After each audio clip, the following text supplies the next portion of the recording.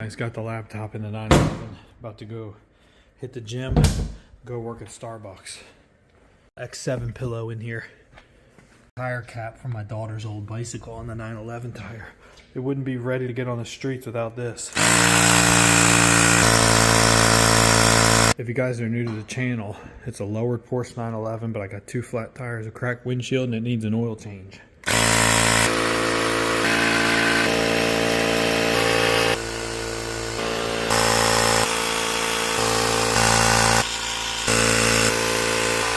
Car has a Tech Art lip kit, side skirts, front lip, and rear diffuser, and AL13 wheels. It has 21s in the front and 22s in the back. I don't have a garage door opener anymore. I gave it to my son. I keep forgetting, so I gotta manually do it. My new little sequence. Get the extra steps. If you're new to the channel, I'm trying to do 10,000 steps a day, and I'm trying not to eat sugar. I was 230 pounds. Now I was 216, now I'm 219. I don't know what the hell's going on. Scale's lying to me. No, I had like 2 days where I was looser with the food than normal. I was pounding pistachios, eating Parmesan cheese crisps, thinking they're healthy. It's so easy to fall off. It's so hard to get on to something, and it's so easy to fall off, isn't it?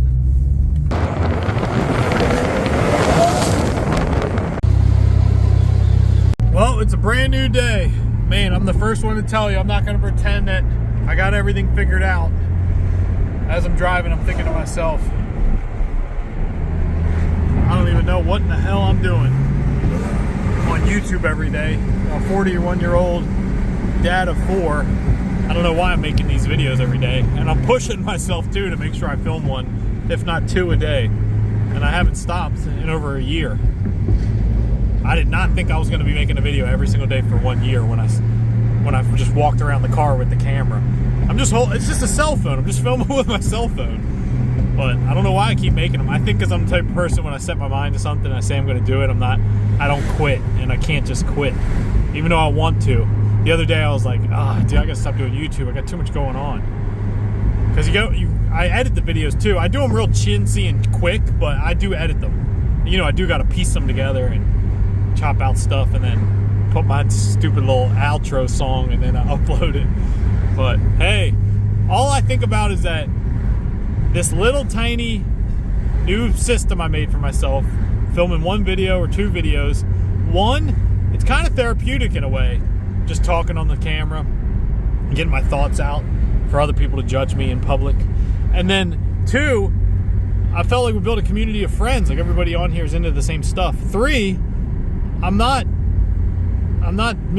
super savvy in a lot of things, but I was able to figure out how to get out of a regular 9-to-5 job, and do something I really, really, truly enjoy. And I figured out a way to optimize my life to do things that most people don't want to do, or not do things most people don't want to do. I don't know what the hell I'm trying to say. I am like a damn Dr. Seuss book lately. What I'm saying is, I figure that I can come on here and say some things that maybe somebody that's younger might pick up on. Like, just something as simple as saying, if you're drinking alcohol all the time, like every weekend, and it's becoming your thing that makes you relax, and it's one of your little systems, like one of your little processes, where you're like, oh, I get off work, I get the 6-pack, I go to my house. Just by telling you, maybe somebody just saying to you, dude, just unwind that system, delete that one. Because I did that for years. A lot of wasted years getting off work, thinking I'm getting the 6-pack, and it's making me relax. All is a deadly cycle. The next day I woke up more tired. Then the only way you can get rid of the tired feeling is to feel like later in the evening to get another one, to get rid of that feeling. And then, you know what I mean? So I was just like a casual drinker like that on the weekends with friends. But you do it when you do it in your early 20s, and then you create like this neurological pathway that you basically cleared all the leaves off of, and it's like every time your brain thinks of how can I relax, it's like, oh, let's take that path that we always take that's all clear, ready to walk on. So you got to stop doing it, so you start to put some leaves on that path so you don't go back to it again. And instead, maybe like go to the gym, or even these 10,000 steps a day new habit I've created has really helped me. Feels good just walking 10,000 steps a day, dude. Feels really good. feel like a new man. My shorts are getting shorter. My shoes are getting sportier. My skin's getting a little redder. And next thing you know, I'm bird watching and talking about snake skin. So I'm trying to stay consistent with YouTube. Just keep posting. The other thing that's keeping me motivated with it is that I got to the point where it's making $1,000 a month. Now it dropped down to $800. But that $800, man, if you think about that, $12,000 added every single year to the S&P 500 over 10 years. It's like $200 and some $1,000 after the return is compounded, like $210,000. I mean, I'm not saying when I'm talking about these things, I think of my kids. I'm like, that could be like a massive head start for one of our kids on a house in 10 years. I have a newborn, a 5-year-old, an 8-year-old, and a 16-year-old. So I'm like, dude, I'm gonna post one video a day, and I give one of them. That could be the money for every one of them to have a down payment on a house. Do you see what I'm saying? Just literally taking the money from the YouTube and just putting it in the S&P 500. So I'm like, yeah, I'm not gonna, well, I'm gonna keep posting. But the main thing that motivates me is really I feel like I made friends with people on here. It's cool having a bunch of people with into the same stuff, Man, I gotta say, this weather is nice. 74 degrees. 74 degrees and sunny.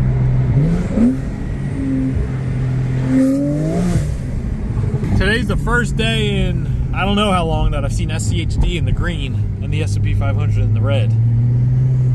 It's probably just a one-time fluke. That's why I don't ever talk about it or get excited, because it's just a one-time fluke. But one of the interesting statistics is that when the Fed cuts rates, usually the stock market starts to drop. It's like the news of the Fed rate cut makes it go up, but if you go back and you look at the charts of like when the Fed's cutting rates, usually they're cutting rates because there's something wrong with the economy, or there's fear in the system, or jobs are soft, and the Fed's cutting rates, and usually the stock market starts to decline. And then once they get in the deep cuts and quantitative easing and all that, then it starts to climb. But I don't know if that's the case or not. But it just seems like that in history when I looked back at the old charts.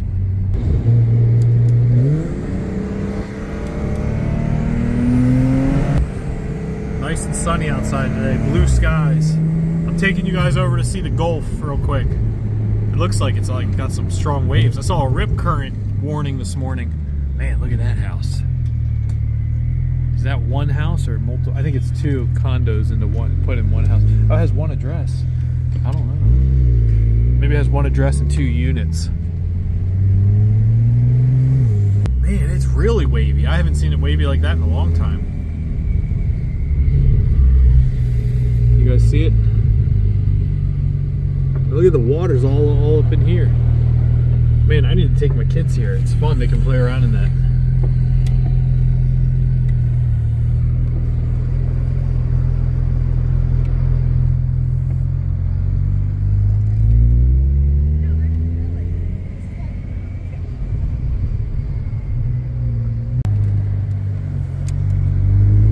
I'll try to hop out and get a little thumbnail real quick. Ooh. Smell that ocean air. It smells fresh. It smells good. Try to get the American flag in there.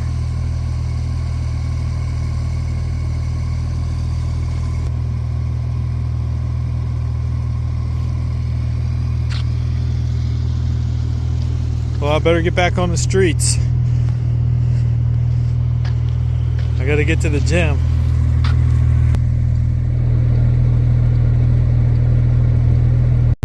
Today's Thursday. Today's the day I do my payroll. I worked on the Shopify, building a Shopify store. I just made a second video. All I did was show how you can create a logo using like ChatGPT, and how you can get it to the right size using something like Canva, and then placing the logo, changing the slideshow image, adjusting the buttons, kind of just showing how you can change the colors and the typography, and buying the domain name. And if you wanted to search on like trademark search or something, just to check if the name's available. Just basic stuff. But the video is kind of long for me to just show something so simple like that. I guess because I go a little in depth, just kind of showing. See, like a lot of times I've seen guys like do courses and things. I'm not good at making courses, but I've seen guys make videos and stuff. And sometimes they'll leave out one little tiny thing where you're like, well, how'd they get the logo to that size? You know what I mean? Like they're like, all right, take your logo, put your logo in the header, and then you put your logo in the header and it comes up, it's all tiny, and you're like, what the hell? I can't get the logo right. So I wanted to show all those little things how you could like bootstrap it yourself. You know, that's what I do. Like we built the Shopify store, and it's like we never hired anyone for pretty much anything. Like I Googled stuff, and I was editing theme code. I don't know how to write code or anything, but little by little, you don't need to know all that much. It doesn't have to be some super advanced site to get sales. If anything, our site, at one point we were getting a 7% conversion rate for years straight. We actually got like a little award from Shopify. And we used to always have on our dashboard, your conversion rate is this much percentage higher than the average Shopify store. We used to always have that. And our regular store is very, very, very simple and very basic. I keep it very minimal. It's not very busy at all. There's not a whole lot going on. That house is for sale. I wonder how much. Crazy prices they have on these houses.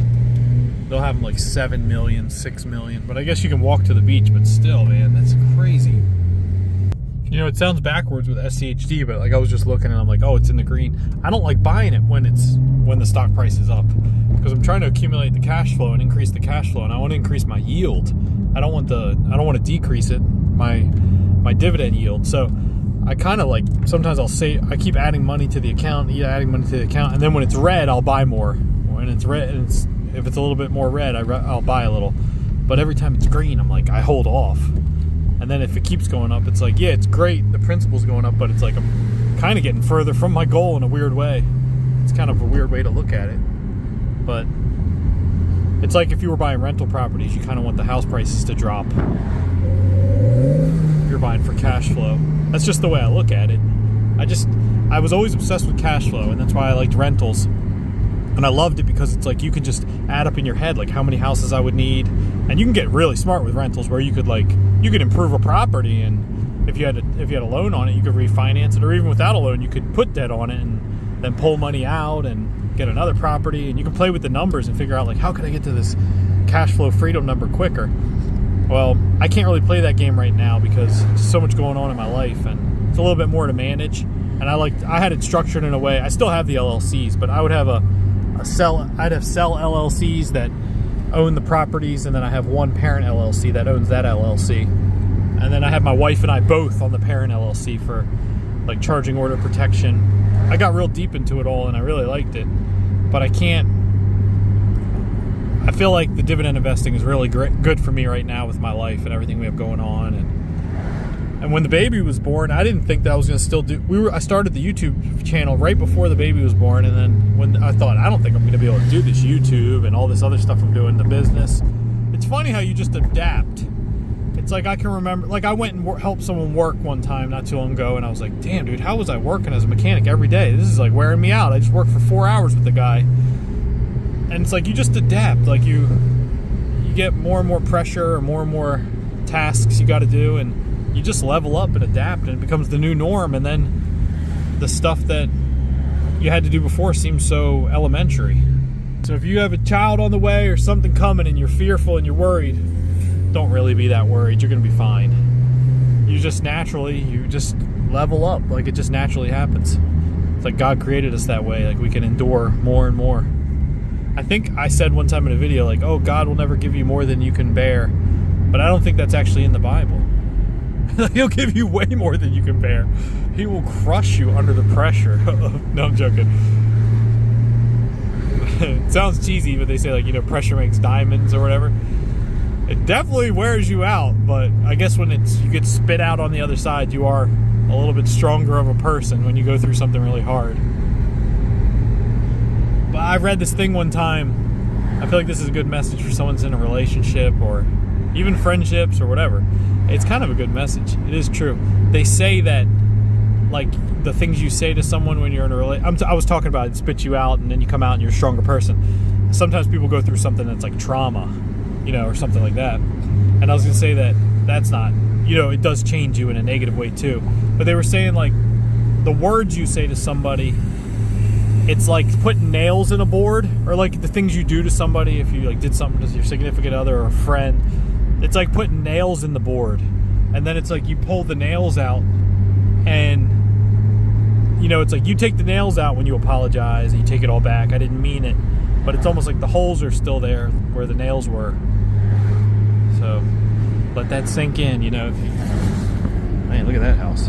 I don't know what I'm talking about, but I heard that somewhere and I always remembered it. Getting a little trafficy out here.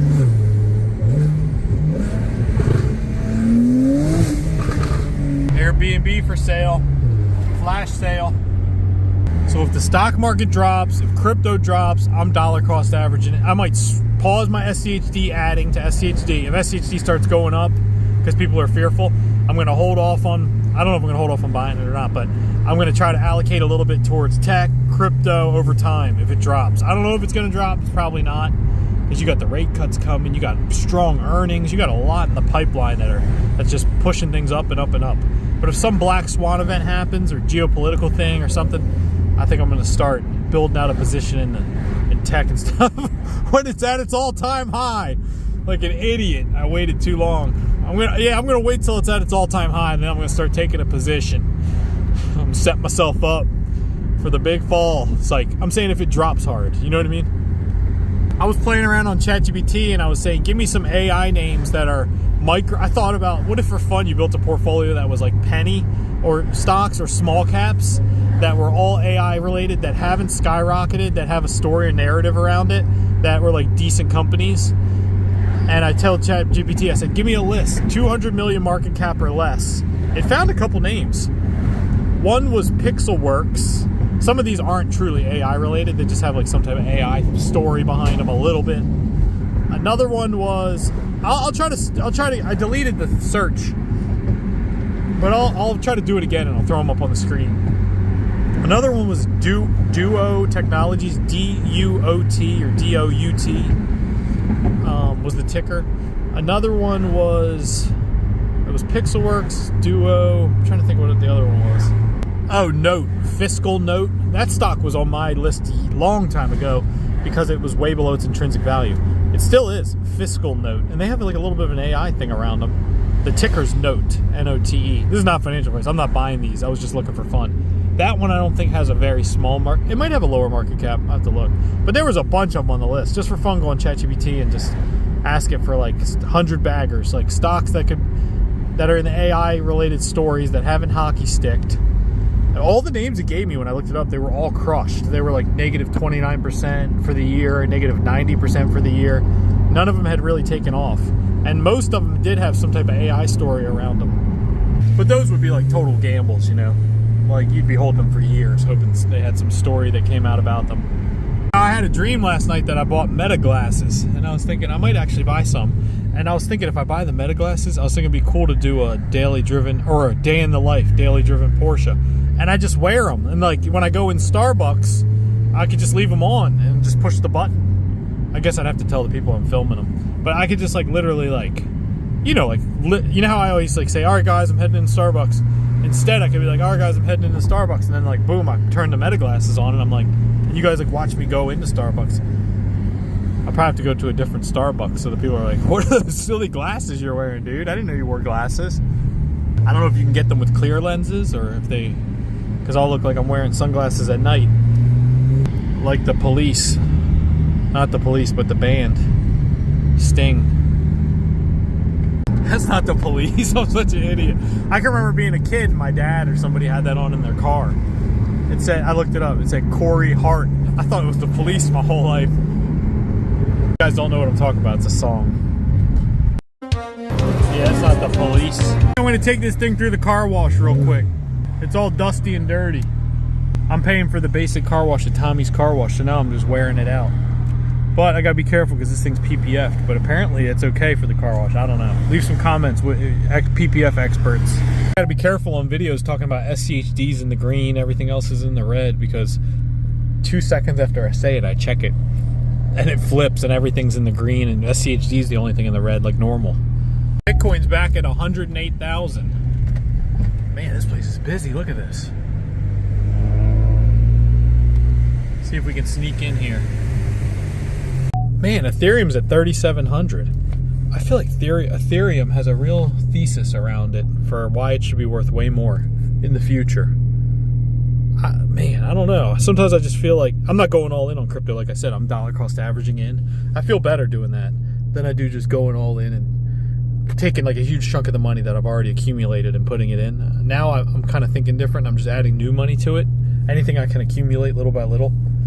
Like Ethereum's basically the backbone of like decentralized finance. And I feel like that stuff's going to be in demand in the future if traditional finance goes on chain. Maybe we just haven't seen it happen yet, you know? We still have the Clarity Act that has to pass. Who knows? Maybe all of a sudden you're going to see it. You're going to see more and more things being built on Ethereum. And then Ethereum also has could be the backbone and the rails for tokenizing real world assets. And if you listen to Larry Fink from BlackRock, he's saying that by 2026 or 2027, everything's going to be tokenized. They're going to be tokenizing all stock exchanges are going to go on chain. They're going to be tokenizing a lot of real estate stuff. Who knows? I feel like if those huge banks and institutions can make money doing it, they're going to do it. Like any new financial product they can come up with that they can charge a fee to manage, they're going to create.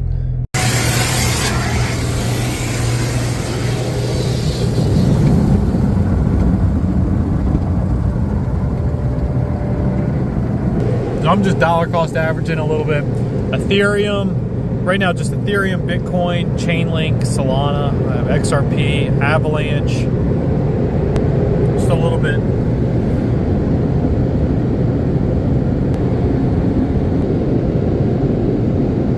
Thing's not even touching the car.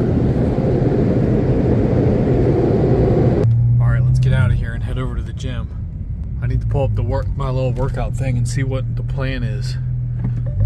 I did legs yesterday, so I think it's chest again. No, it's not this one. It's this one. Yeah, I did quad. That's day one is what I did yesterday. Quads, leg extension. I've skipped the leg extension thing, though, because I got a problem with the tendons on my knees.